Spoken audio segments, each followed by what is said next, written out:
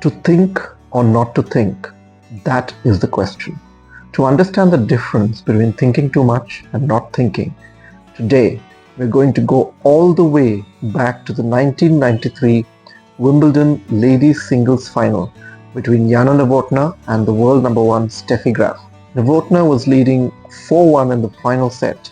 She had won 10 of the last 11 games and was on the way to winning the match. However, she suddenly lost 5 games in a row and lost the match. So what happened? As Novotná got closer to winning the match and the title, she suddenly started to overthink it. Her smooth and natural game that had won her 10 out of the last 11 games began to capitulate, and she ended up losing the match. Steffi Graf won 5 games in a row.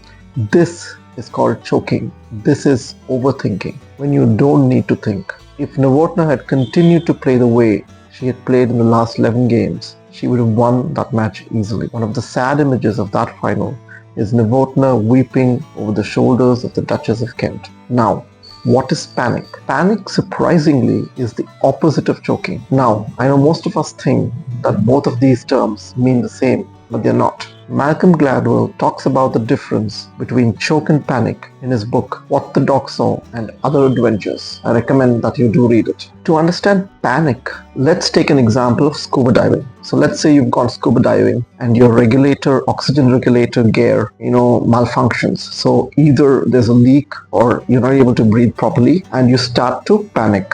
Ideally, you would think clearly and understand that you have a backup regulator or your partner can share their regulator with you. Instead, instinct takes over and you struggle to breathe, and either you grab your partner's regulator or you don't know what to do. This is a classic case of panic. It's a case of not thinking when you actually have to think. This situation also manifests in sport when athletes under trouble stop thinking when they actually have to think clearly. As Gladwell says in his book, panic in this sense is the opposite of choking. Choking is about thinking too much. Panic is thinking too little. Choking is about loss of instinct. Panic is reverting to instinct. They may look the same, but they are worlds apart. So in the case of Jana Novotná, instead of going with the flow, she started overthinking and choked. In the case of the regulator malfunction in the sea, if you stop thinking, that is panic. In redemption of sorts, Novotná managed to win the Wimbledon title